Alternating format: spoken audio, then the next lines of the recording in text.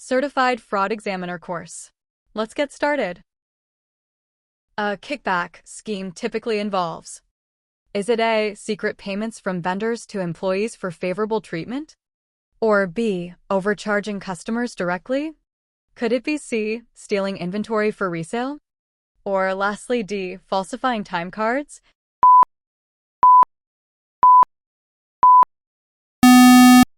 The correct answer is A.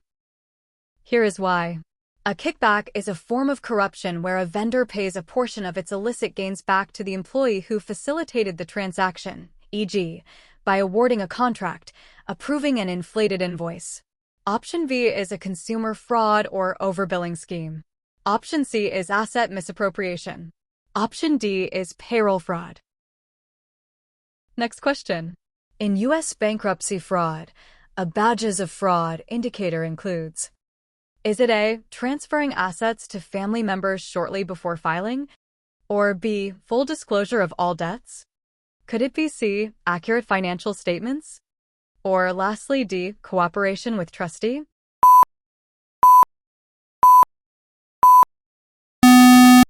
The correct answer is A. Here is why. Transfers to insiders, like family, for less than equivalent value shortly before filing are a classic badge of fraud, indicating intent to hinder, delay, or defraud creditors. Options B, C, and D are behaviors consistent with good faith, not fraud. Next question. Which technique helps detect fictitious vendors? Is it A, checking for missing vendor tax ID numbers or physical addresses? Or B, reviewing high-volume purchases only? Could it be C, accepting vendor self-certification?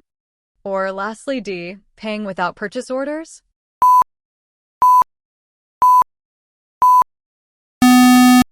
The correct answer is A. Here is why. Fictitious, shell, companies often lack verifiable details like a real physical address or a valid tax ID. Scrubbing the vendor master file for these omissions is a key detection step. Option B might miss small, fraudulent vendors. Option C provides no verification. Option D is a control weakness that enables the scheme, not a detection technique. Next question.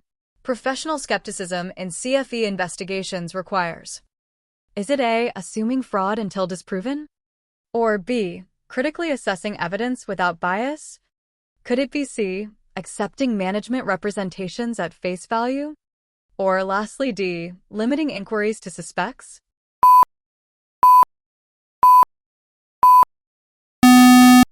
The correct answer is B.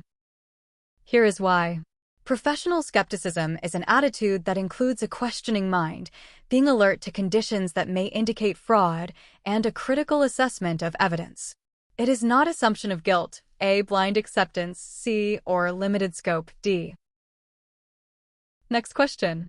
The U.S. Securities Exchange Act Section 10(b) and Rule 10b-5 prohibit: is it A, manipulative and deceptive devices in connection with securities? Or B, only insider trading? Could it be C, corporate tax avoidance? Or lastly D, environmental violations?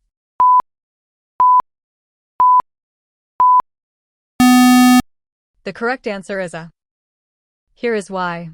Section 10(b) and Rule 10b-5 are broad anti-fraud provisions that prohibit any act, practice, or course of business that operates as a fraud or deceit upon any person in connection with the purchase or sale of any security. Insider trading, B, is one type of violation under this rule. Options C and D are not covered by the securities law. Next question. In corruption investigations, the best initial source for vendor due diligence is: is it A, public record searches, e.g., UCC filings, business registries? Or B, employee interviews only? Could it be C, vendor-provided references? Or lastly D, social media profiles?